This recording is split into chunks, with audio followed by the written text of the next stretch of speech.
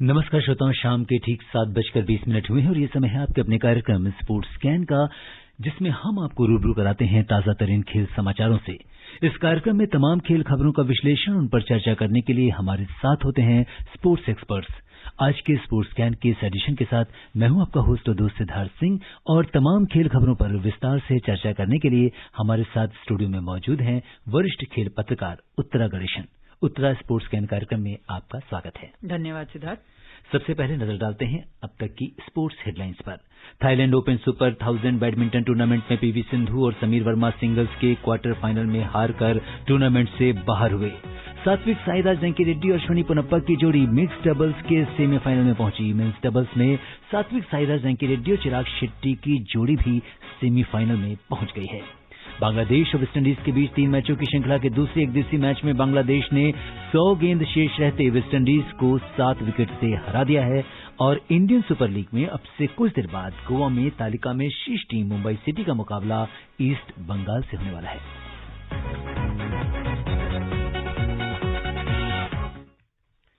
और सबसे पहले बात करते हैं Thailand open super 1000 badminton tournament की, जिसमें महिला सिंगल्स में भारत की उम्मीद पीवी सिंधु और पुरुष सिंगल्स में समीर वर्मा क्वार्टर फाइनल मुकाबले में हार कर बाहर हो गए हैं। वहीं दूसरी ओर एक अच्छी खबर यह है कि सात्विक साईराज रंकी रेड्डी और अश्विनी पोनप्पा की जोड़ी मिक्स डबल्स के सेमीफाइनल में पहुंच गई है।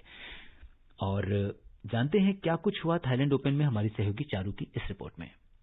Thailand open super 1000 badminton tournament में पीवी सिंधु थाईलैंड ओपन के विमेन्स सिंगल्स के क्वार्टर फाइनल में हारकर बाहर हो गई हैं। छठी वरीयता प्राप्त सिंधु को चौथी वरीयता प्राप्त रातचानोक इंतानोन ने 21-13, 21-9 से हराया। इससे पहले सिंधु को यूनिक्स थाईलैंड ओपन के पहले राउंड में ही हार का सामना करना पड़ा था। यही उनकी लगातार दूसरे टूर्नामेंट में हार है। वहीं दूसरी ओर समीर वर्मा भी मैन सिंगल्स के क्वार्टर फाइनल में हारकर टूर्नामेंट से बाहर हो गए हैं। मैन सिंगल्स के क्वार्टर फाइनल में तीसरी वरीयता प्राप्त एंडर्स एंटोनसेन ने समीर वर्मा को 21-13, 19-21, 22-20 से हरा दिया। इस बीच सात्विक साईराज रंकी रेड्डी और अश्विन पोनप्पा की जोड़ी थाईलैंड ओपन की सेमीफाइनल में पहुंच गई है। इस जोड़ी ने आज खेले गए क्वार्टर फाइनल मैच में मलेशिया की पैंग सून चान और लियो यिंग गो की जोड़ी को 18-21, 24-22, 22-20 से हराया। सात्विक अश्विन की जोड़ी ने 1 घंटे 15 मिनट तक चले मैच में शानदार खेल का प्रदर्शन किया। दोनों ने पहला गेम गंवाने के बाद दूसरे गेम में वापसी की ओर लगातार 2 गेम जीतकर मैच अपने नाम किया। सेमीफाइनल में इस जोड़ी का सामना थाईलैंड के डेटापोल पुआवार नुक्रो सापसिरे तायरा टानाचाई और कोरिया के सुंगहून को और हाई वोन इयोम के बीच होने वाले मैच की विजेता जोड़ी से होगा। Charu Saxena, sports scan. जी हां, और अब से कुछ देर पहले मेंस डबल्स में सात्विक साईराज रंकी रेड्डी और चिराग शेट्टी की जोड़ी भी सेमीफाइनल में पहुंच गई है। सबसे पहले बात करते हैं महिला सिंगल्स मैच की, जिसमें पीवी सिंधु हारकर बाहर हुई हैं और इंतानोन ने 21-13 और 21-9 से उन्हें हराया है। काफी उम्मीदें थीं, लेकिन जिस तरह का आज प्रदर्शन हुआ, इसके पहले भी उन्होंने एक बड़े अंतर से अपने प्रतिद्वंदी को हराकर वो क्वार्टर फाइनल में पहुंची थी, लेकिन आज 21-13, 21-9 से हारकर बाहर हो गई। देखिए, हार उतनी बड़ी चीज नहीं है, क्योंकि आप अगर अच्छा खेलते हो और सामने आपके बहुत ही स्ट्रांग कंटेंडर हो तो वो हार हो सकती है, आप ये मान के चलते हो। प्रॉब्लम मुझे लगता है कि सिंधु को ये सोचना पड़ेगा कि जिस तरह से वो हारी हैं, क्योंकि सेकेंड गेम में तो खैर वो बिल्कुल थी ही नहीं कहीं पे। इंतानोन ने जिस तरह से पूरा डोमिनेट किया और कंट्रोल किया, पहले में भी फर्स्ट हाफ में वो काफी साथ साथ चल रही थी, लेकिन उसके बाद अचानक से इंतानोन ने जिस तरह से ब्रेक के बाद अपना गेम चेंज किया और उस पर कंट्रोल बढ़ाया अपना, मुझे लगता है थोड़ा सा सिंधु को अब सोचना पड़ेगा, क्योंकि वर्ल्ड टूर फाइनल्स के लिए तो खैर वो क्वालिफाई तो हो जाएंगी या हो गई हैं, लेकिन वहां पहुंच के क्या होगा ये उनको सोचना पड़ेगा, क्योंकि जब इतनी बड़ी चीज, जब इतनी बड़ी हार आपकी होती है तो वो कहीं ना कहीं आपको अफेक्ट करती है और आपको ये सोचना पड़ता है कि आपको अपने गेम में क्या चेंज करना है। जब बात आसपास की बात होती है और आप बहुत फाइट करके हारे होते हैं तो आपको ये पता होता है कि उसमें आपने कुछ गलत नहीं किया है, लेकिन जब इस तरह की हार होती है तो आपको ये सोचना पड़ता है कि आपको गेम में क्या सुधारा जाए, क्या बदला जाए। और ऐसा नहीं है कि इंतानोन के साथ वो जीती नहीं है, इसके पहले जो दो अगर हेड टू हेड देखा जाए तो दोनों बिल्कुल बराबर चल चल रही थी, और जबकि इसके पहले के जो दो फेस ऑफ्स थे इनके, वो दोनों सिंधु जीती हैं। हालांकि वो 2018 की बात है, उस चीज को 2 साल हो चुके हैं, लेकिन वो मोमेंटम लेके चल रही थी, जो हेड टू हेड वाली बात होती है। बिल्कुल। और इसके पहले जिस तरह से क्वार्टर फाइनल के पहले उन्होंने प्रदर्शन किया था, ऐसा कुछ लग रहा था कि जैसा कि आपने बहुत अच्छी बात कही उत्तरा, कि वो जब एक बार सिंधु अपने मोमेंटम में आ जाती हैं, फॉर्म में आ जाती हैं, तो उसके बाद उनका जो जीत उनकी काफी तौर पर निश्चित रहती है। लेकिन इंतानोन आज जिस तरीके से भारी पड़ी, क्योंकि यहाँ पे हमने स्कोर की बात इसलिए करी क्योंकि कई बार बहुत रोमांचक मैच हो जाता है, आप 1-2 पॉइंट के अंतर से हारते हो तो कहीं ना कहीं आप कहते हो कि it was not your day. लेकिन जब आप एक बड़े अंतर से हारते हो तो फिर कहीं ना कहीं आपकी टेक्निक, आपके फॉर्म, आप बहुत सारी चीजों पे सवाल उठते हैं। बिल्कुल। और सिंधु ये प्रूव कर चुकी हैं, चाहे वो ओलंपिक्स के फाइनल में रहा हो या वर्ल्ड चैंपियनशिप फाइनल्स में रहा हो, वो ऐसे बहुत करीबी मैच जीती भी हैं और हारी भी हैं, जिसमें आप ये नहीं कह सकते कि हारने वाला कमजोर था। और जो उनका मैरिन के साथ मैच था, वो मुझे नहीं लगता कोई भी भूला होगा, जिस तरह का वो मैच था जब वो खत्म हुआ। तो इसलिए जब करीबी मामला होता है तो उसमें आपको कुछ सुधारना नहीं पड़ता है। इस तरह की हार में, खासकर कि तब जब आप ये देखें कि पहला गेम दोनों ने बिल्कुल बराबरी पे शुरू किया था, आपको लग रहा था इवनली मैच थे, एक्साइटिंग मैच होगा, लेकिन ब्रेक के बाद अचानक से जैसे गियर बदला इंतनोन ने, तो या तो सिंधु को समझने में देर लगी उनका गेम, लेकिन अगर वो भी हुआ तो भी सेकेंड गेम में आप वापसी कर सकते थे।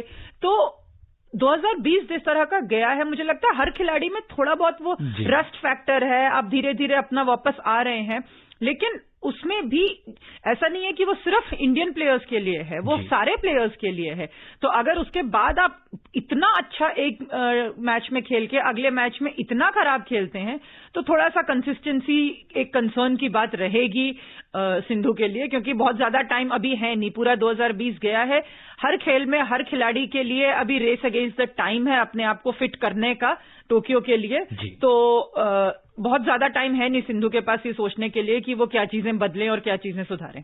बिल्कुल। और अगर हम दूसरे क्वार्टर फाइनल की अगर हम बात करें, जिसमें समीर वर्मा जो है हारकर बाहर हुए हैं, उन्हें एंडर्स एंटोनसन ने हराया है। तीसरी वरीयता प्राप्त है इनको, और 21-13, 19-21 और 22-20 का जो स्कोर रहा है। हालांकि अगर हम देखें तो सेकेंड और थर्ड सेट की अगर हम बात करें, गेम की बात करें, तो काफी क्लोज था, पहले में जरूर थोड़ा अंतर है। बिल्कुल। और यही बात है जो हम कह रहे थे कि जब इस तरह से आप हारते हो ना, तो आपको ये नहीं सोचना पड़ता कि अरे मैंने क्या गलती की। मतलब गलतियां आपसे बिल्कुल हुई होंगी, लेकिन वो ऐसी नहीं है जिसमें आपको बहुत ज्यादा परेशान होने की जरूरत हो, खास करके तब जब सामने वाला आपसे इतना ज्यादा रैंकिंग में और सीडिंग में आपसे बेटर है और एक्सपीरियंस में आपसे बेटर है। तो समीर वर्मा ने बहुत अच्छा प्रदर्शन किया है। दिन उनका नहीं रहा तो वरना अपसेट भी हो सकता था, लेकिन उनके सामने जो प्रतिद्वंदी था वो उनसे ज्यादा एक्सपीरियंस, उनसे ज्यादा स्ट्रांग और उनसे ज्यादा ऊंची रैंकिंग वाला था। तो वहां पे जिस तरह की उन्होंने फाइट की वो वाकई काबिले तारीफ है। और इसके आगे और मुझे लगता है कि वो अपना कॉन्फिडेंस और गेम दोनों इंप्रूव ही करेंगे आगे जाके। जी हाँ। और मिक्स डबल्स की अगर हम बात करें तो सात्विक साईराज रंकी रेड्डी और अश्विनी पोनप्पा की जोड़ी ने जिस तरह से सेमीफाइनल में प्रवेश किया है, और इन्होंने मलेशिया की एक जो मजबूत जोड़ी है पेंग सुन चान और लियू यिंग गो को, और उसको भी यहाँ पे हम देखें तो 18-21, 24-22 और 22-20 से काटे। बहुत ही रोमांचक मैच रहा होगा ये, और सेमीफाइनल में प्रवेश किया उन्होंने। बिल्कुल, बहुत बड़ी बात है, क्योंकि हिंदुस्तान में उस तरह से डबल्स को उतनी वरीयता अभी भी नहीं मिलती है। हालांकि पिछले कुछ टाइम में जरूर चीजें इंप्रूव हुई हैं, और जिसका नतीजा हमको रिजल्ट्स में भी देखने को मिल रहा है, लेकिन अभी भी एक तरह से बैडमिंटन सिंगल्स का ही गेम माना जा रहा है यहाँ पे, चाहे वो सिस्टम के हिसाब से हो या पब्लिक के हिसाब से हो।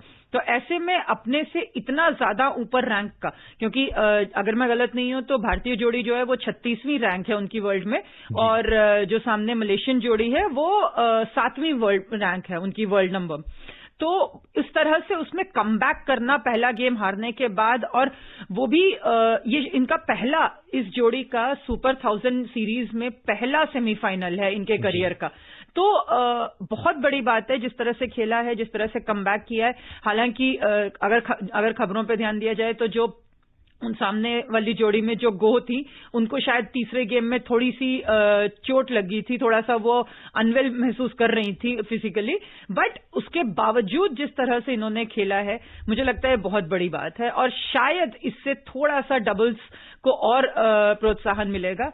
सात्विक साईराज रंकीरेड्डी जिस तरह से खेल रहे हैं मुझे लगता है वो पिछले 1-1.5 साल में बहुत ज्यादा उनमें मैच्योरिटी आई है गेम में, और वो मैच्योरिटी जो है उनके मेंस डबल्स में जब वो चिराग शेट्टी के साथ खेलते हैं तो भी नजर आता है, वो हमने आज भी देखा और सेमीफाइनल में पहुंच गए जी। और अश्विनी हमेशा से बहुत अच्छी खिलाड़ी रही हैं, जब वो ज्वाला के साथ खेलती थी तब भी वो जोड़ी विमेन्स डबल्स की बहुत अच्छी जोड़ी मानी जाती थी, वर्ल्ड के टॉप 10 में पहुंची हुई जोड़ी है वो। तो अश्विनी के पास जितना एक्सपीरियंस है उससे मुझे लगता, और सात्विक साईराज की जिस तरह से मैच्योरिटी बढ़ रही है, मुझे लगता है अगर ये ऐसे ही कंटिन्यू करेंगे तो ये जोड़ी आगे और बहुत ज्यादा अच्छे रिजल्ट्स हमको दे सकती है। बिल्कुल, और उम्मीद करते हैं कि जो मिक्स डबल्स और मेंस डबल्स में जो ये सफर है ये आगे भी जारी रहेगा, सेमीफाइनल मुकाबले होने वाले हैं और उम्मीद करते हैं कि भारतीय जोड़ी इसमें बेहतर प्रदर्शन करेगी। और बढ़ते हैं अगली खबर की ओर, उससे पहले लेते हैं एक विराम। ब्रेक भी शुरू हो गया अगले। आकाशवाणी का समाचार सेवा प्रभाग नेताजी सुभाष चंद्र बोस की जयंती के अवसर पर अपने स्पॉटलाइट कार्यक्रम में कल 9:15 से 9:30 तक प्रस्तुत करेगा नेताजी की पराक्रम गाथा। जी हां, सुभाष चंद्र बोस जी के ऊपर हमारा ये कार्यक्रम जरूर सुनिएगा। और बढ़ते हैं अगली खबर की ओर और बात करते हैं क्रिकेट की। इस समय बांग्लादेश और वेस्टइंडीज के बीच 3 मैचों की श्रृंखला ढाका में चल रही है। क्या कुछ हुआ आज के दूसरे ओडीआई में, आइए जानते हैं हमारी सहयोगी दीपिका से। बांग्लादेश और वेस्टइंडीज के बीच 3 मैचों की श्रृंखला के दूसरे एक दिवसीय मैच में बांग्लादेश ने 100 गेंद शेष रहते हुए वेस्टइंडीज को 7 विकेट से हरा दिया है। इस तरह बांग्लादेश ने श्रृंखला में 2-0 की बढ़त बना ली है। इससे पहले बांग्लादेश ने पहले मैच में वेस्टइंडीज को 6 विकेट से हराया था। मेहंदी हसन मिराज को प्लेयर ऑफ द मैच घोषित किया गया। वेस्टइंडीज ने पहले बल्लेबाजी करते हुए बांग्लादेश को जीत के लिए 149 रन का लक्ष्य दिया, जिसे बांग्लादेश ने 100 गेंद शेष रहते हासिल कर लिया और श्रृंखला अपने नाम कर ली। Deepika Sharma, sports scan. जी हाँ, अगर हम देखें तो बांग्लादेश की जो टीम है बहुत मजबूती से उभर कर सामने आई है और वेस्टइंडीज का तो ये कह सकते हैं कि दिन खराब चल रहे हैं। पहले भी वो हारे और दोबारा बांग्लादेश में आने के बाद फिर से उनकी दूसरी ओडीआई में हार। और जैसा कि हमने पहले भी खबर पे बात की, जब हम बैडमिंटन को डिस्कस कर रहे थे तो हमने बात की कि हार, लेकिन एक बड़े अंतर से हार। 100 गेंद शेष रहते आप हार जाते हो, क्या कहेंगे?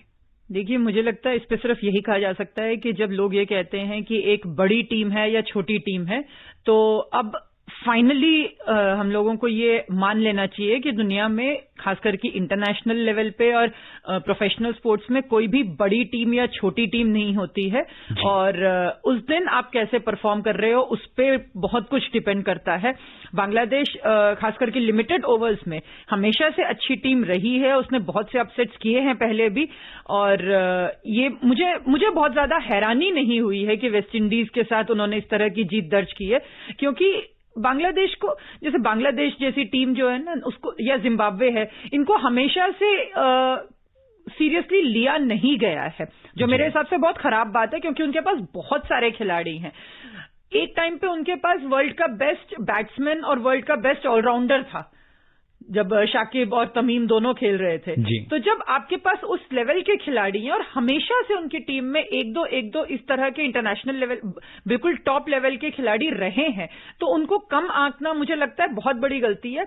वेस्टइंडीज के लिए मुझे लगता है थोड़ा सा ये उनके लिए अनफेमिलियर जरूर होगा, क्योंकि पिछले कुछ समय से लगातार वेस्टइंडीज को अंडरडॉग टीम माना जाता था। जब भी वो, चाहे वो इंग्लैंड के साथ खेलें या इंडिया के साथ खेलें या ऑस्ट्रेलिया के साथ खेलें, तो बांग्लादेश के साथ कहीं ना कहीं उनको फेवरेट माना जा रहा था। तो इसीलिए शायद हमें ज्यादा हैरानी हो रही है, लेकिन टीम के हिसाब से मुझे नहीं लगता दोनों टीमों में ऐसा कोई बहुत बड़ा अंतर है जिसकी वजह से हमें लगे कि बांग्लादेश ने अपसेट किया है वेस्टइंडीज को। बिल्कुल, और जिस तरह से मेहंदी हसन मिराज ने जो प्रदर्शन किया, प्लेयर ऑफ द मैच चुने गए हैं और काफी बड़ी भूमिका रही इनको इस मैच को जिताने में। बिल्कुल, और ऐसे खिलाड़ी लगातार निकलते रहे हैं उसमें से, चाहे वो बांग्लादेश हो या पाकिस्तान हो। ये ऐसी टीमें हैं जहां पे आपको नहीं पता होता, अचानक से एक खिलाड़ी आता है जिसको आपने कभी नहीं देखा होता, लेकिन वो बहुत अच्छा खेल के जाता है। और मेहंदी हसन तो ऐसे खिलाड़ी भी नहीं है जिनको पहली बार देखा जा रहा हो, वो लगातार अपने आप को प्रूव कर चुके हैं। तो जैसा मैंने कहा कि जब आपकी टीम में 2-3 अच्छे खिलाड़ी होते हैं तो आपको ये नहीं सोचना चाहिए कि ये टीम हल्की टीम है कहीं से भी। जी, और तो ये तो बात थी क्रिकेट की, जो बांग्लादेश और वेस्टइंडीज के बीच 3 मैचों की श्रृंखला चल रही है। इस समय श्रीलंका और इंग्लैंड के बीच टेस्ट श्रृंखला भी चल रही है। श्रीलंका में आज पहले टेस्ट के पहले दिन श्रीलंका ने टॉस जीतकर पहले बल्लेबाजी करने का फैसला किया। क्या कुछ हुआ आज के मैच में पहले दिन, आइए जानते हैं हमारी सहयोगी दिव्या तोमर से। श्रीलंका ने आज पहले टेस्ट मैच में पहले दिन का खेल समाप्त होने तक इंग्लैंड के खिलाफ 4 विकेट पर 229 रन बना लिए थे। टॉस जीतकर पहले बल्लेबाजी करने उतरी श्रीलंका की ओर से एंजिलो मैथ्यूज ने शतकीय पारी खेलते हुए शानदार 107 रन बनाए। वो अभी भी क्रीज पर हैं। सलामी बल्लेबाज लहिरू थिरिमाने ने 43 रन की पारी खेली, जबकि दिनेश चांदीमल ने 52 रन बनाए। इंग्लैंड की ओर से जेम्स एंडरसन ने 3 जबकि मार्क वुड ने 1 विकेट लिया। Divya Tomar, sports can. और जिस तरह से अगर हम देखें कि आज एंजिलो मैथ्यूज ने जो शतकीय पारी खेली है, 107 रन बनाए हैं, काफी बड़ा योगदान रहा है। और आज पहला दिन है, कितना बड़ा स्कोर मानती हैं? 229 रन बना लिए हैं श्रीलंका ने। ये 229 रन, 4 विकेट, मुझे लगता है बराबरी का ही है। दोनों टीमें सैटिस्फाइड होंगी। हालांकि इंटरनेशनल लेवल पे कोई भी सैटिस्फाई नहीं होता अपने परफॉर्मेंस से, पर रिजल्ट के हिसाब से पहला ही दिन है अभी तो मुझे लगता है कि दोनों टीमें सैटिस्फाइड होंगी। और अभी बाकी के 4 दिन हमें देखना है कि कैसा होता है। इंग्लैंड के लिए एक अच्छी चीज है कि वो काफी समय से श्रीलंका में है, चाहे पहले क्वारंटीन में हो या उससे पहले लिमिटेड ओवर्स में खेल रही हो, तो उनको आदत एक पड़ गई है उन कंडीशंस की, इतने लंबे बबल में रहने के बाद। तो थोड़ा सा उनके लिए आसान होगा टेस्ट मैच में। लेकिन जैसा हमने अभी भारत ऑस्ट्रेलिया सीरीज में देखा, आप कितने भी महीने रह जाएं, टेस्ट मैच बिल्कुल अलग चीज होती है, तो उसमें आप कभी एक्लेमेटाइज हो नहीं पाते हो उस तरह से। इंटरेस्टिंग रहेगा, खास करके इस बात पे डिपेंड करेगा कि इंग्लैंड की बॉलिंग कैसी रहेगी, क्योंकि वो अपनी फुल स्ट्रेंथ बॉलिंग के साथ आए हैं ताकि उनके बॉलर्स को वो एक्स्ट्रा प्रैक्टिस मिले, क्योंकि उसके बाद उनको भारत आना है यहाँ पे। जी हाँ, तो इस मैच पर भी हमारी नजर बनी रहेगी। बात करते हैं फुटबॉल की। इंडियन सुपर लीग में अब से कुछ देर बाद गोवा में तालिका में शीर्ष टीम मुंबई सिटी का मुकाबला ईस्ट बंगाल से होने वाला है। रुक करते हैं इस मैच पर हमारी सहयोगी चारू की ये रिपोर्ट।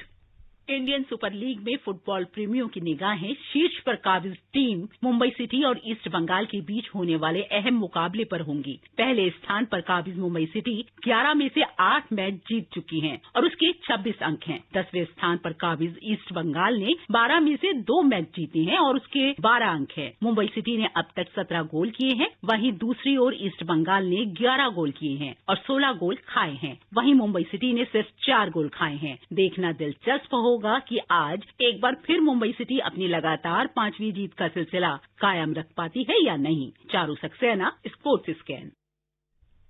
जी हाँ उत्तरा, जिस तरह से मुंबई सिटी ने इस पूरे आईएसएल के जो इस सीजन में प्रदर्शन किया है, 11 मैच खेले हैं, 8 मैच में जीत हासिल की है, 2 मैच ड्रॉ रहे हैं, एक ही मैच मात्र हारा है, तो कहीं ना कहीं एक जिस तरह से उन्होंने अपना 17 गोल करने के बाद सिर्फ 4 गोल खाए हैं, तो आपको नहीं लगता कि इतना बेहतरीन प्रदर्शन करने वाली टीम और कंसिस्टेंसी है, आप पूरे इतने बड़े टूर्नामेंट में 11 मैच खेलते हो, सिर्फ एक मैच में हार का सामना करना पड़ा है। बिल्कुल, और जब हम सामने वाली टीम की बात करें तो उनको भी ये कहीं ना कहीं लग रहा होगा, क्योंकि वो इस वक्त नीचे से दूसरे नंबर पर है ईस्ट बंगाल, और ईस्ट बंगाल को इस बार ही शामिल किया गया था। एक्स्ट्रा टीम जो है ईस्ट बंगाल और मोहन बगान को, उनको वो आई लीग से आईएसएल में अभी शिफ्ट हुई हैं, तो ये उनका पहला सीजन है। तो पहले एक लेगेसी क्लब है, लेकिन पहले सीजन में ऐसे स्ट्रगल कर रही हैं, तो थोड़ा सा ईस्ट बंगाल के ऊपर प्रेशर जरूर होगा इस मैच में। बिल्कुल, इस समय ये मैच चल रहा है। श्रोताओं, समय अनुमति नहीं दे रहा है कि हम कुछ और खेल खबरों पर चर्चा करें। उत्तर, आप हमारे स्टूडियो में आई